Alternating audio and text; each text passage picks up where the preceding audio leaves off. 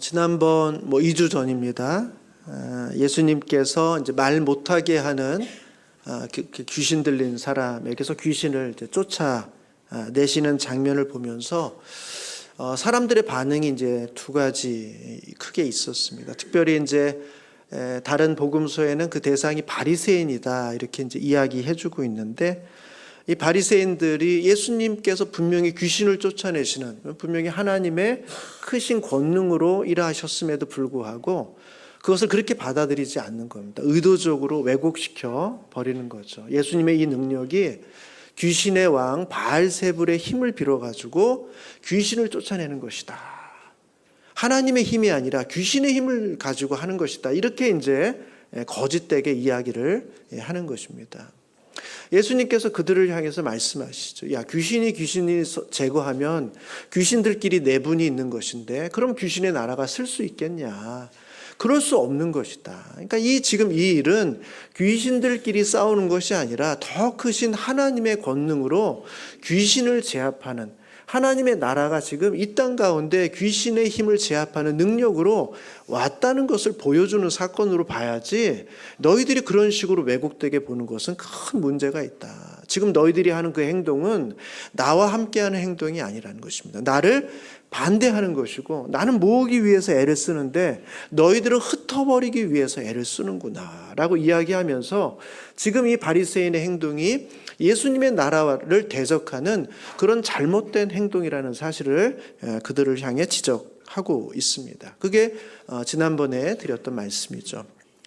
그 대상 중에 또 한 명의 부류의 사람들은 이렇게 이제 합니다. 예수님을 시험하려고 하늘로서부터 오는 표적을 보여달라 이렇게 요청해요. 아니, 예수님이 방금 지금 하늘로서부터 오는 표적을 보여줬는데 그거 말고 다른 것도 보여달라 이렇게 요청한다는 거예요. 하나님이 보여주시면 또 다른 거 보여달라 요청하는 거죠.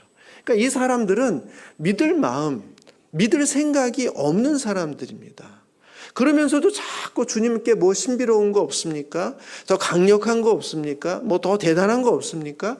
라고 이야기하면서 믿을 마음도 없으면서 예수님께 자꾸 이런저런 요구를 하는 사람들이 있다. 표적을 주십시오 이렇게 요구한다라는 것입니다.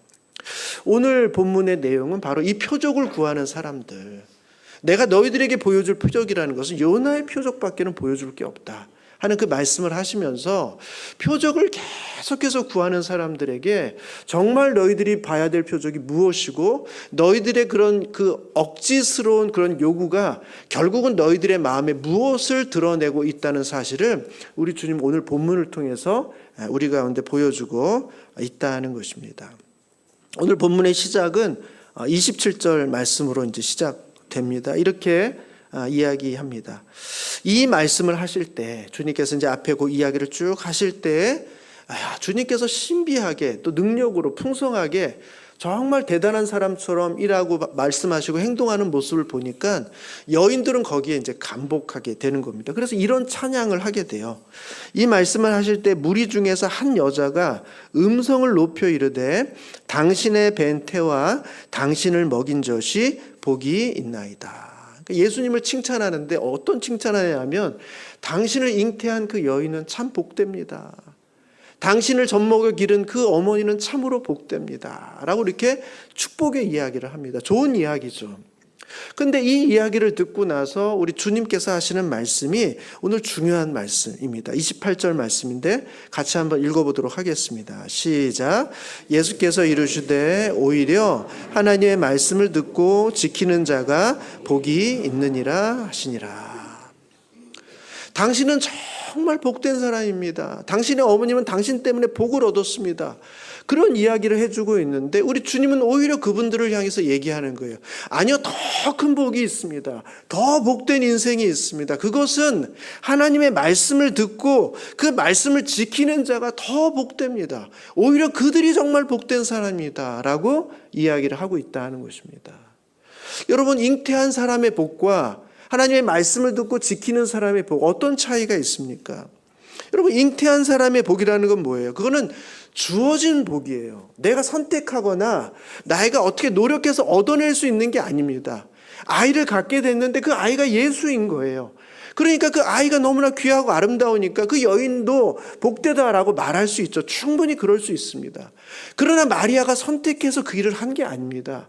노력해서 그걸 얻어낸 게 아니에요. 그러니까 이 복은 주어진 복이고 수동적인 복일 거예요. 그냥 주시면 너무 감사하지만 없다고 해서 그걸 얻어낼 수 있는 방법은 없는 그런 복이라는 것입니다. 근데 주님이 정말 우리 가운데 기대하고 너희들이 추구하고 너희들이 얻을 수 있는 복이 있다는 거예요. 수동적인 복이 아니라 너희들이 선택해서 얻을 수 있는 복이 있다는 거예요. 그게 뭡니까? 하나님의 말씀을 듣고 그 말씀을 들은 대로 너희가 지키면 그것이 너희에게 복이 된다는 것입니다. 그건 너희들이 선택할 수 있다는 거예요. 너희들이 얻어낼 수 있다는 것입니다. 그런 복이 진짜 복이고 그것을 우리 가운데 주님은 예비하셨다라고 성경이 말씀해주고 있는 것입니다. 여러분, 감나무 밑에서 감 떨어지기를 가만히 기다리는 사람, 언젠가 떨어지긴 하겠죠. 물론 제대로 입에 떨어질지 얼굴에 떨어질지 알 수는 없습니다만 그런 복을 바라보지 말라는 거예요. 그건 그냥 주시는 거니까 어쩔 수 없는 거예요. 나에게 주실 수도 있고 다른 사람에게 줄 수도 있고 안 주실 수도 있는 거예요. 그런 복을 우리가 바라고 기대할 수는 없는 거라는 거예요. 그건 하나님의 전적인 주권입니다. 그러나 우리가 바라고 기대할 수 있는 복이 있다는 거예요. 하나님의 말씀이 있다면 그 말씀을 믿고 그 말씀대로 살아보는 거예요. 그 말씀을 지켜보는 거예요. 그리고 그 결과가 무엇인가를 보는 것입니다. 하나님은 그 결과가 너에게 복될 것이다 라고 말씀해주고 있는 것이죠. 여러분, 우리가 가지고 있는 그런 오해가 있습니다. 그건 뭐냐 하면 우리 성경은 하나님의 섭리와 은혜를 매우 강조하기 때문에 마치 모든 것이 다 수동적으로 주어지는 것처럼 그냥 성도들은 어쩔 수 없이 주는 대로만 받아야지 우리가 무엇인가를 취하고 노력하고 얻고 이런 것들은 그건 적절하지 않고 그건 은혜롭지 않다고 생각하는 것입니다. 그거 아닙니다. 물론 성경에는 온전히 하나님의 작정과 섭리 가운데서 하나님만이 주시는 은혜로운 것들이 있습니다. 우리가 노력한다고 얻어낼 수 있는 것이 아니고 노력하지 않았는데도 불구하고 주어지는 하나님의 절대적인 작정과 하나님의 은혜 가운데 주어지는 복이 있어요. 그건 분명해요. 그러나 그와 같은 복만 있는 게 아닙니다. 성경은 우리 가운데 이야기합니다. 우리가 온전히 분별하여 선택할 때, 좋은 것을 선택할 때 그 좋은 것이 너에게 복을 줄 것이다 이렇게 이야기해요. 네가 잘못된 생각으로 그릇된 선택을 하면 너는 복된 기회를 놓치게 될 것이다. 그렇게 이야기를 합니다. 지난주에 우리 인치성 목사님이 아주 잘 얘기하셨죠. 1원인이 있고 2원인이 있다는 거예요. 하나님은 세상을 섭리하시는데 그것이 바로 하나님의 섭리가 1원인이라는 겁니다. 하나님은 1원인을 가지고 이 세상을 섭리하시는데 그것만 가지고 하시는 게 아니에요. 우리 사람들이 작동되는 그 원리, 이 세상의 자연적인 법칙, 또 우연히 벌어지는 어떤 모든 일들을 다 활용해서 하나님은 하나님의 역사를 이루어내신다는 거예요. 우리가 무엇을 선택하느냐, 내지는 무엇을 선택하지 않느냐에 따라서 우리에게 주어진 것이 복이 될 수도 있고 우리에게는 해가 될 수도 있다는 거예요. 그 모든 결정의 과정을 통해서 하나님은 하나님의 뜻을 이루어 가신다. 이렇게 말씀하고 있는 것입니다. 그래서 마가복음 1장 15절에는 이렇게 말하죠. 때가 찼고 하나님의 나라가 가까이 왔으니 회개하고 복음을 믿으라는 거예요. 때가 찼고 하나님의 나라가 가까이 왔으니 야, 구원받기로 예정된 사람은 그냥 기다려. 하나님 앞에 영원한 지옥에 들어갈 사람은 그렇게 될 수밖에 없으니까 너희들도 별게 할 게 없어. 그렇게 말씀하시는 게 아니에요. 때가 찼고 하나님의 나라가 가까이 왔으니 회개하라는 것입니다. 복음을 믿으라는 거예요. 회개하면 소망이 있다는 것입니다. 복음을 믿으면 우리에게 기회가 있다는 거예요. 회개하는 선택을 하고 복음을 믿는 선택을 하라는 것입니다.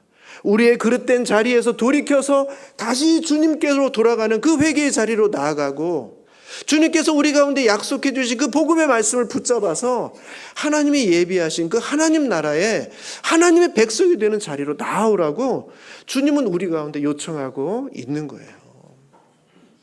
하나님의 말씀이 주어지고 있으니 그 말씀을 믿고 지키라는 것입니다. 그러면 우리에게 뭐가 있습니까? 복이 있다는 거예요. 악한 세상, 우리로 하여금 하나님의 말씀을 떠나게 하고 하나님의 질서가 아닌 세상의 질서에 굴복하게 하고 죽음의 두려움 속에 살게 하고 있는 그런 세상 속에서 우리 주님은 말씀하세요. 새로운 질서가 이 땅 가운데 왔다. 새로운 나라가 왔다. 새로운 통치가 왔고 새로운 결과가 너희들 가운데 임할 것이다. 그러니까 두려워하지 말고 이 세상의 흐름에 편승하지 말고 하나님이 너희들에게 말씀하시고 있는 그 진리, 그 새로운 질서, 새로운 말씀, 그 말씀에 한번 순종해 봐라. 그 말씀을 지키고 붙잡아 봐라. 그러면 너희들에게 복이 임할 것이다 라고 주님은 말씀해 주고 있는 거예요. 그 약속을 붙잡고 그 말씀을 지키는 자에게 복이 있다. 이렇게 주님은 말씀하고 있는 것입니다. 사랑하는 성도 여러분, 우리 가운데 저절로 주어지는 복, 언제 그 복이 올까를 바라고 기다리시기보다 하나님이 우리로 하여금 복을 받을 수 있는 기회, 하나님의 나라가 이 땅 가운데 왔으니 하나님의 통치가 이 땅 가운데 지배하고 있으니 너희들은 그것을 분별해서 하나님의 말씀에 순종함으로 하나님의 복을 누리는 자가 되라 하는 이 말씀을 듣고 주의 말씀에 순종함으로 나아가시는 우리 모든 성도님들 되시기를 주님의 이름으로 축복합니다. 이때 중요한 게 있어요. 중요한 게 바로 믿음입니다. 믿음. 하나님의 말씀을 끝까지 지키려면 세상을 거슬릴 때가 있단 말이죠. 세상의 상식과 다른 결과를 보아야 될 때가 있다는 것이죠. 그때 우리에게 필요한 게 믿음이에요. 믿음. 말씀을 듣고 그 말씀을 믿고 그래야 우리가 지킬 수 있게 되는 것이죠. 여러분, 믿음에 있어서 가장 중요한 게 뭘까요? 인격적인 관계에 있어서 가장 중요한 믿음의 근거는 뭘까요? 어떻게 믿음이 쌓이게 될까요? 저는 가만히 생각해 봤어요. 어떻게 믿음이 쌓이지? 오랜 시간 같이 있는다고 믿음이 쌓이나요? 아니죠. 사랑의 축적. 저분이 나를 계속해서 사랑한다는 사실을 계속해서 보고 느끼고 경험하는 그 축적이 쌓이면 쌓일수록 그분에 대한 믿음이 생겨요. 그게 인격적 관계 속에서의 믿음입니다. 그냥 믿음은 갑자기 한순간에 확 터지는 게 아니라 오랫동안 느껴지는 거예요. 나를 사랑하는구나. 나를 위해서 이런 희생까지도 감수하시는구나. 내가 이렇게 무례한데도 불구하고 나를 용납해 주시는구나. 내가 이렇게 하나님의 말씀에 순종하지 않는 그 순간에도 나를 포기하지 않으시는구나. 나의 인생을 통해서 계속해서 그 사랑의 축적이 쌓이면 쌓일수록 우리는 하나님을 더욱더 믿게 되는 것이죠. 한 가지 상상을 해봤어요. 2층에 살고 있는 어떤 아이가 엄마 아빠가 잠시 자리를 비운 사이에 집에 화재가 났어요. 이 아이가 도망쳐 나가려고 했는데 문 쪽에 불이 났기 때문에 나갈 수가 없는 거예요. 그래서 이 아이가 불이 나지 않은 거 베란다로 나왔어요. 그래서 어떻게든지 살아보려고 하는데 아이의 힘으로 살 방법이 없습니다. 그 이야기를 듣고 빨리 아빠가 왔어요. 근데 아버지도 들어갈 방법이 없죠. 그래서 아이에게 이야기합니다. 아이야, 베란다에서 뛰어내려라. 불이 더 커지기 전에 뛰어내리라는 거예요. 여러분, 2층에서 1층 뛰어내리면 어떻게 됩니까? 우리 어른 같으면 뛰어내릴 수 있죠. 그런 어린 아이의 입장에서 너무 높은 것 같죠. 뛰어내리다 어떻게 될지 모르니까 두렵겠죠. 근데 아버지가 밑에서 뛰어내리라고, 내가 널 받아줄 테니 걱정하지 말고 뛰어내리라. 시간을 지체할 수가 없어요. 계속해서 이야기할 때 이 아이가 어떻게 합니까? 결국은 아버지에게 뛰어내리겠죠. 왜 그렇죠? 믿음 때문에. 믿음 때문이에요. 그 믿음은 어떻게 생기는 거야? 그는 이 아이가 아버지와 어머니 사이에 오랫동안 축적되어 있었던 사랑의 축적이에요. 아끼고 사랑하고 희생하고 나를 위해서라면 밤잠도 주고 나를 위해서는 밤늦게 일하고 나를 위해서는 무리한 요구까지도 들어주고 나를 위해서는 자신을 희생할 수도 있는 나를 받다가 넘어지더라도 다치더라도 나를 절대로 다치지 않게 할 그런 부모라는 사실을 믿게 될 때, 그때 비로소 그 아이는 뛰어내릴 수가 있는 것이고, 당연히 그 아버지는 그 아이를 자신의 몸으로라도 받아서 그 아이를 붙잡게 되는 것이죠. 그게 바로 믿음입니다. 이 믿음이 있을 때 그때 우리는 비로소 하나님의 놀라운 사랑을 확인하게 되는 것이죠. 예수님은 이 악한 세대 가운데서 우리를 초대하고 있어요. 너희들의 삶을, 우리들의 삶을 좀 나에게 맡겨봐라. 이 악한 세대 속에 살면서 활활 불타오르는 이 세대 속에서, 결국은 멸망으로 이끄는 이 세대 속에서 더 이상 머물러 있지 말고 나를 믿고 새로운 세상, 새로운 질서 속으로 한번 뛰어들어 봐라. 내가 너를 받아주겠다. 내가 너를 붙잡아 주겠다. 내가 너를 지켜주겠다. 라고 우리 주님은 우리를 초대하고 있는 것입니다. 여러분, 무엇이 우리의 삶을 예수님께 맡기는 걸까요? 하나님 나라의 원리를 따라 살아가 보는 거예요. 하나님의 나라가 이 땅 가운데 왔다고 하셨으니까, 그럼 새로운 질서가 이 땅 가운데 작동하고 있는 거니까, 이 세상의 방식이 아니라, 이 세상의 원리는 아니고 세상의 모든 사람들이 가는 그 방식은 아닐지 모르지만, 주님이 우리 가운데 요청하시고 주님이 우리 가운데 바라고 명령하신 그 방식이 있다면 믿어보는 것입니다. 그리고 그것이 역사할 것이라고 바라는 거예요. 그리고 그렇게 한번 살아보는 것입니다. 그때 비로소 우리 안에 새로운 질서가 왔다는 것을 확인할 수가 있어요.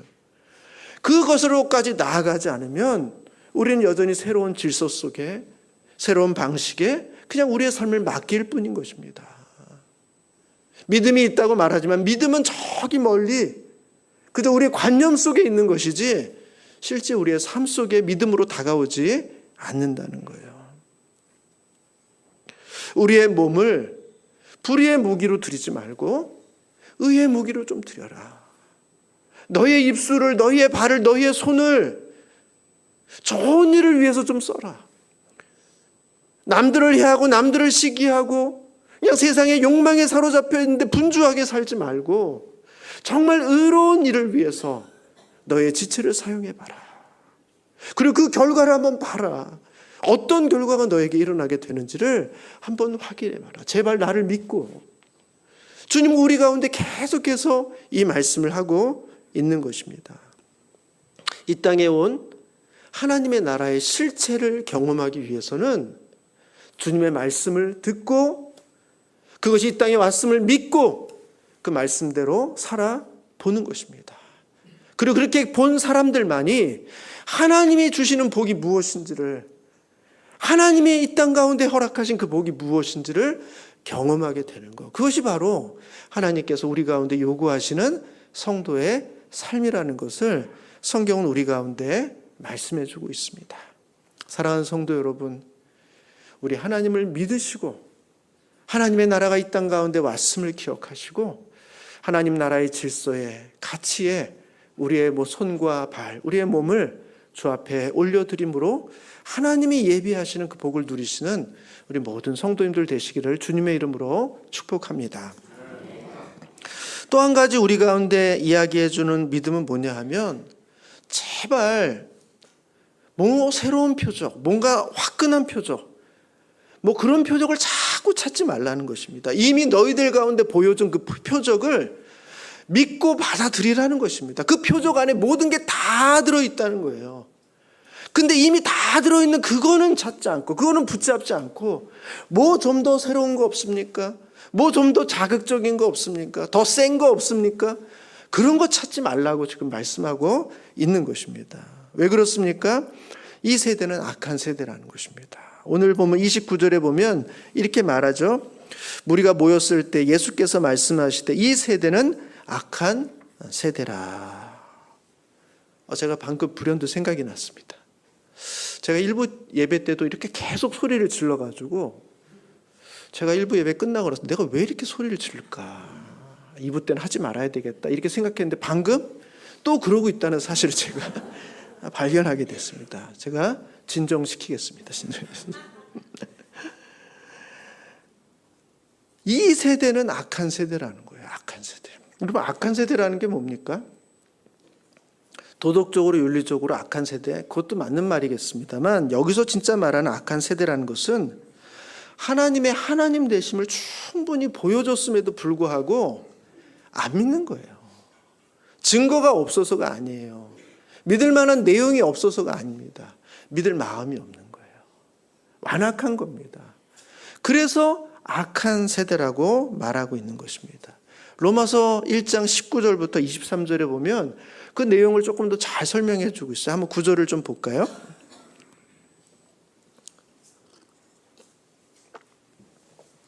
로마서 1장 19절부터 이렇게 되어 있습니다.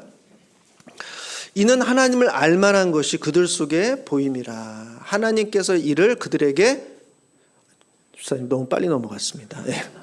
그들에게 보이셨느니라. 알만한 것을 그들 속에 보였게 했다는 거예요. 그리고 그들에게 다 보여주셨다는 것입니다. 그러니까 모른다고 말할 수가 없다는 거죠. 20절에도 보시면 창세로부터 그의 보이지 아니하는 것들 곧 그의 영원하신 능력과 신성이 그가 만드신 만물에 분명히 보여 알려졌나니 그러므로 그들이 핑계하지 못할 것이다.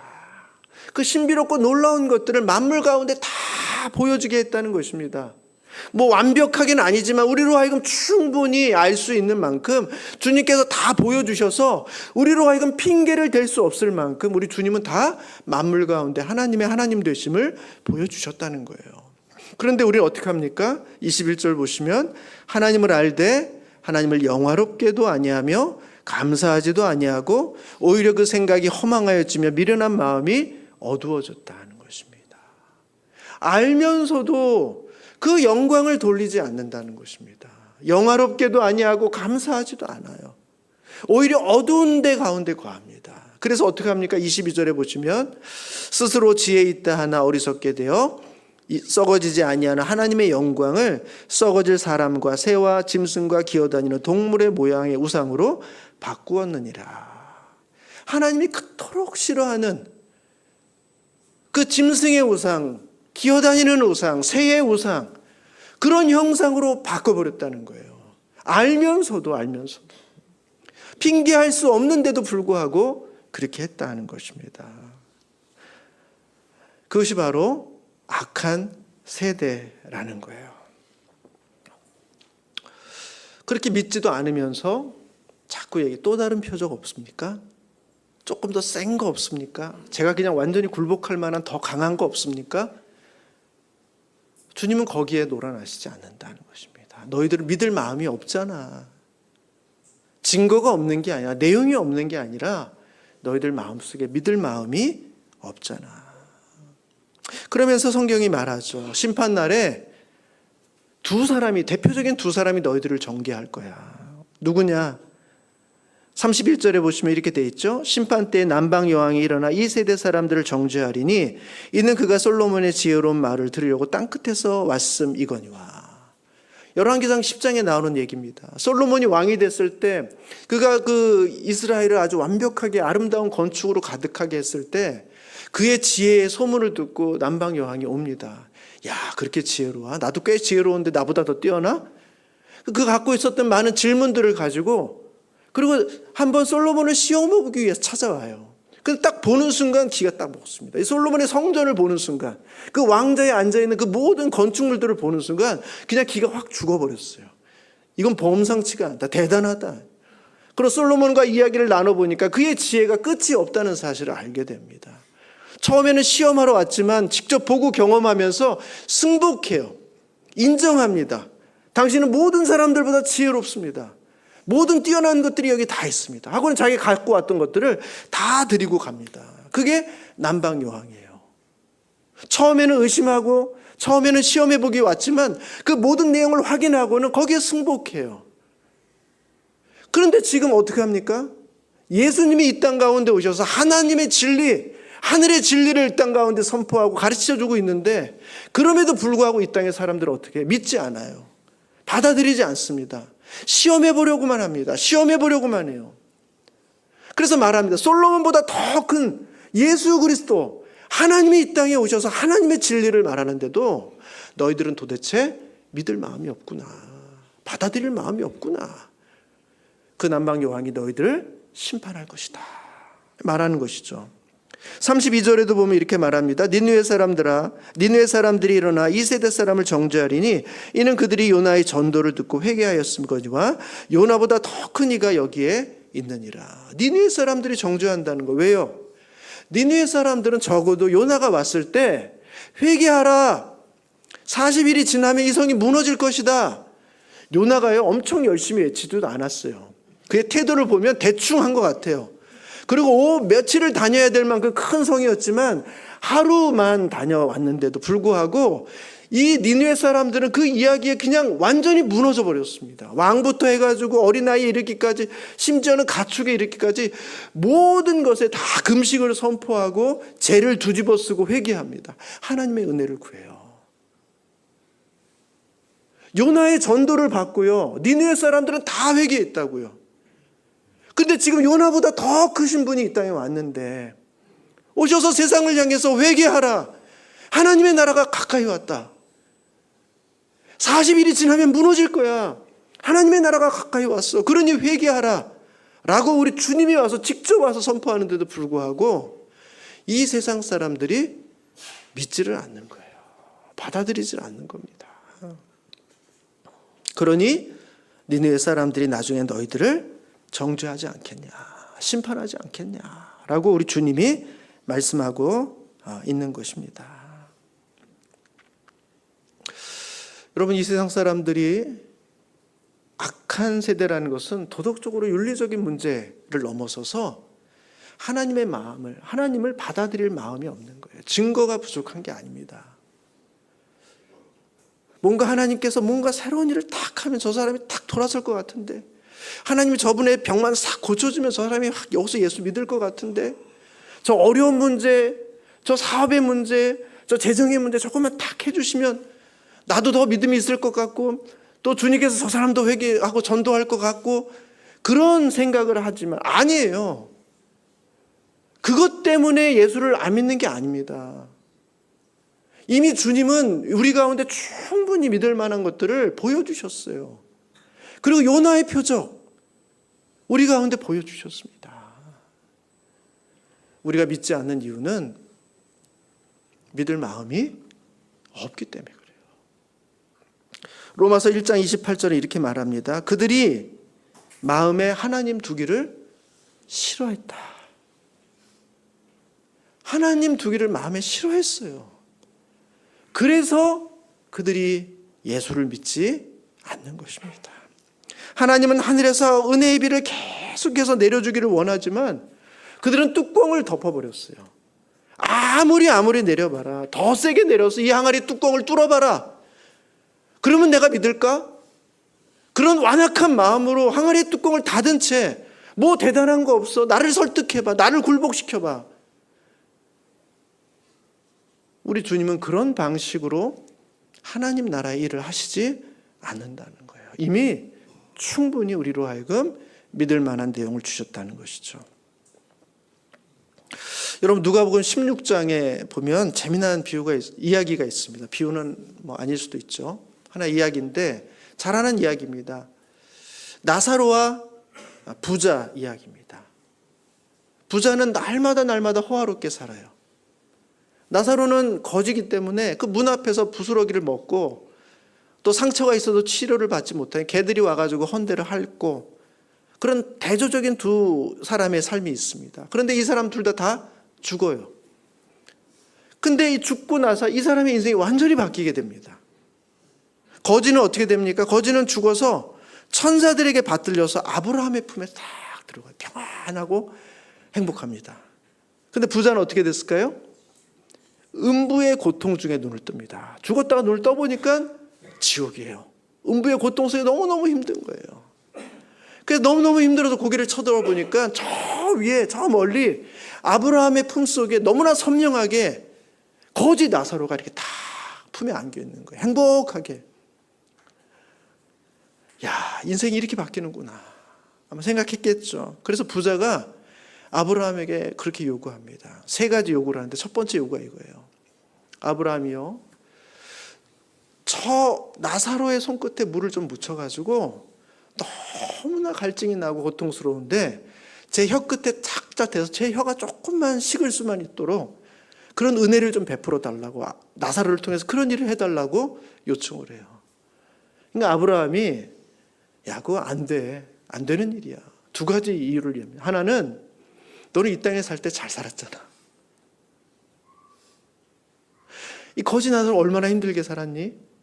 그러니까 지금 이런 복을 받는 거야. 이런 위로를 얻는 거야. 그래서 안 돼. 이 원리가 안 맞아. 그리고 또 하나의 이유가 결정적인데 그건 뭐냐면 네가 있는 그곳과 우리가 있는 이곳 사이에는 너무나 큰 웅덩이가 있어서 너희는 우리에게로 올 수가 없고 우리도 너희에게 갈 수가 없어. 그래서 그것은 불가능해. 하고는 그 하찮은 도움 주는 것조차도 가증하지 않다고 얘기합니다. 그러니까 이 부자가 두 번째 요청을 드립니다. 그럼 좋습니다. 한 가지 부탁이 더 있는데 내 아버지 집에 이 나사로를 좀 보내가지고 아버지 집에 형제가 5이 있는데 그들에게 이 사실을 알려줘서 우리 형제들이 이 지옥에는, 이 음부에는 떨어지지 않도록 미리 좀 말씀 좀 해주십시오. 그들만이라도 여기에 오지 않도록 하게 해달라고 요청을 딱 드린 겁니다. 아브라함이 허락해 줬을까요? 안 해줬을까요? 제가 좀 헷갈렸네요. 처음에는 5 형제가 있는데 와서 오지 않도록 해달라 이렇게 요구. 그러니까 아브라함이 이야기합니다. 아브라함이 얘기해요. 모세와 선지자의 글이 있으니까 그걸로 충분하다는 거예요. 굳이 나사로가 갈 필요가 없다는 거예요. 이미 너희들에게 모세를 통해서 선지자를 통해서 다 알려줬으니까 그걸 보고 오면 된다는 거예요. 지금 이제 중요합니다. 세 번째 요구. 이 부자가 말합니다. 아닙니다. 그렇게 해가지고 약발이 안 서고요. 죽어 있다가 살아난 나사로를 보면 분명히 그게 통할 겁니다. 말씀만으로는 이들이 약이 안 먹으니까 이 나사로를 다시 살려가지고 죽은 자가 살아와가지고 얘기하면 가서 지옥은 이럽디다, 천국은 이럽디다 이렇게 얘기해주면 분명히 형제들이 회심하고 여기 오지 않도록 준비할 겁니다. 그렇게 이야기를 합니다. 그러니까 마지막 아브라함이 이렇게 이야기합니다.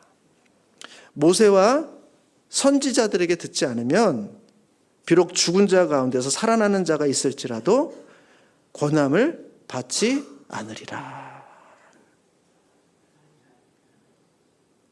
모세의 글이 아니고 선지자의 글을 보면서 주님께로 돌아오지 않는 자는 죽은 자가 가서 살아나서 가서 얘기해도 권함을 받지 않는다는 거예요.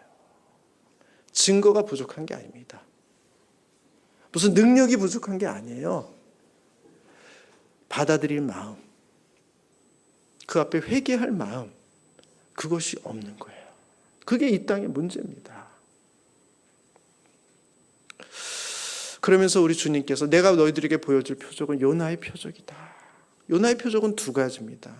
첫 번째는 요나처럼 니느웨를 가서 회개하십시오. 이제 이곳이 40일 후면 멸망할 것입니다. 라고 이야기했던 것처럼 주님은 이 땅에 오셔서 회개하라. 하나님의 나라가 가까이 왔다는 거예요.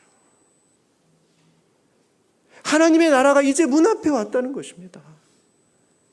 하나님의 진노와 심판이 이 땅 가운데 임한다는 거예요. 영원한 기다림, 영원한 참음, 영원한 은혜 아닙니다. 하나님의 진노가 임하는 날이 옵니다. 하나님의 공의로운 심판이 임하는 날이 와요. 우리의 모든 행위를 샅샅이 다 보시면서 반드시 하나님께서 행한 대로 갚으시는 그 일이 있습니다. 그날이 멀지 않습니다. 그것이 우주적인 종말일 수도 있고 아니면 개인적인 종말일 수도 있어요. 언제 그 일이 우리 가운데 일어날지 몰라요. 회개하라. 하나님의 나라가 가까이 왔다. 회개하고 예수를, 복음을 믿으라.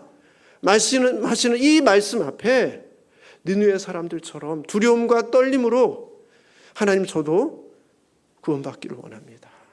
이 죄에서 저를 살려주시기를 원합니다. 어떻게 하면 우리가 살 수 있습니까? 하고 회개하며 주 앞에 나아갈 때, 그때 비로소 우리는 하나님의 구원과 생명을 얻는 복에 나아가게 된다는 거예요. 그게 첫 번째 우리 주님이 말씀해 주시는 표적입니다. 또 하나의 표적이 있어요. 그건 뭡니까? 마태복음 12장 39절 40절에 나와 있는 표적입니다.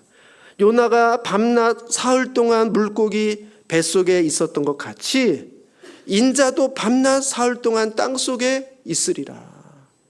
요나의 표적이라는 건 바로 그거예요. 요나가 물고기 뱃속에 3일 동안 있었던 것, 그리고 거기에 있다가 3일 만에 다시 살아 나오게 된 것처럼 예수님의 표적이라는 것도 결국은 땅속에 묻혀있는 3일 그 죽음을 통해서 하나님께서 놀라운 일을 행하시고 그 죽음을 이기심으로써 우리를 의롭게 하시는 하나님의 놀라운 복음의 사실을 우리 가운데 보여주는 그 표적, 그것 말고 다른 표적은 없어요. 그것이 모든 표적들의 표적이고 그것만이 우리 가운데 가장 강력한 표적입니다. 그 표적을 보고도 우리가 믿지 않으면요, 소망이 없습니다. 그 표적을 보면서도 우리가 받아들이지 않으면 우리에게 기회는 없어요. 주님이 말씀하시는 거예요. 내가 3일 동안 땅속에 있을 것이고 거기서 3일 만에 다시 살아나게 될 것이다. 여러분, 이 표적이 뭘 보여줍니까? 우리에게 사랑을 보여줘요. 우리에게 용서를 보여줘요. 내가 너를 얼마나 사랑하는지 아냐. 내가 너를 얼마나 용서해 주기를 원하는지 아냐. 너를 향한 나의 사랑이 얼마나 큰지를 아냐. 그래서 너희들이 죄인 되었을 때 그리스도께서 십자가에 죽으심으로 너희들의 죄를 용서할 뿐만 아니라 내가 너희들의 죄를 용서하기 위해서 이런 사랑을 베풀고 있다는, 이런 사랑의 하나님이라는 사실을 너희들에게 보여주시기 위해서 내가 내 아들 예수 그리스도를 십자가에 못 박게 한 것이 아니냐. 이 십자가는 주님의 사랑과 주님의 용서의 결정체. 이보다 더 큰 사랑도 없고 이보다 더 큰 용서도 없어요. 왜요? 이 용서를 통해, 이 사랑을 통해 좀 나를 믿으라는 것입니다. 내가 이렇게 너를 사랑하는데, 내가 이렇게 너를 용서해 주기를 원하는데 한번 나를 믿어보라는 것입니다. 믿고 너의 삶을 나에게 한번 던져보라는 거예요. 새로운 나라가 이 땅 가운데 왔는데 왜 이 나라 가운데, 이 질서 가운데 너의 삶을 드리지 않는가? 우리 주님은 너무 안타까운 마음으로 우리를 초대하고 있는 것입니다. 누가 진짜 복을 받는가? 누가 진짜 이 땅에 사는 사람들의 복인가? 하나님의 말씀을 듣고 그것을 믿음으로 끝까지 지키는 자가 복되다 라고 우리 주님은 말씀해 주고 있는 것입니다. 저는 우리 모든 성도님들이 이 주님의 사랑으로부터 오는 그 믿음 때문에 주님의 말씀을 붙잡고 지키시는 우리 모든 성도님들이 되시기를 주님의 이름으로 축복합니다. 결론적으로 말씀드리면 그 뒤에 이야기는 그겁니다. 하나님이 등불로 저 숨기고 어디 감추고 이런 게 아니라 등경 위에 다 오셨다는 거예요. 그래서 모든 사람들이, 이 방에 들어오는 사람들마다 다 장애가 없이 걸림이 없이 그냥 여기서 모든 것을 다 밝히 볼 수 있도록 하나님께서 그렇게 등불로 등경 위에 이 공간에 오셨다는 거예요. 그래서 우리의 눈만 맑으면, 우리의 눈만 참으로 정확하다면 다 그것을 보게 될 것이고 우리의 몸이 온전해진다는 거예요. 그런데 왜 눈을 왜곡되게 하느냐는 거예요. 왜 자꾸 억지를 부리냐는 거예요. 왜 사랑으로 주님은 다가가려고 하는데 너희들은 그것을 비틀어 버리느냐는 거예요. 왜 하나님을 알만한 것을 너희 가운데 주는데 왜 너희들은 그것을 새와 짐승과 기어다니는 것들의 우상으로 바꿔버리냐는 거예요. 눈이 어두우면 온 몸이 다 어둡게 되는 것이고 눈이 밝으면 이 세상은 환한 빛으로 주님께서 계시의 능력을 가지고 계시를 완전히 밝히셔서 우리로 하여금 다 보여주셨는데 우리가 눈을 떠서 보기만 하면 우리 안에 그분을 믿을 수 있는 그 근거들이 충분한데 왜 너희들의 눈을 가리고 왜곡되고 그렇게 고집을 부리느냐는 것입니다. 저는 우리 모든 성도님들이 우리의 눈을 밝게 하셔서 그래서 이 말씀을 믿게 되셔서 그래서 정말 하나님이 주시는 복으로 나아가시는 그런 인생이 되시기를 주님의 이름으로 축복합니다. 기도하겠습니다.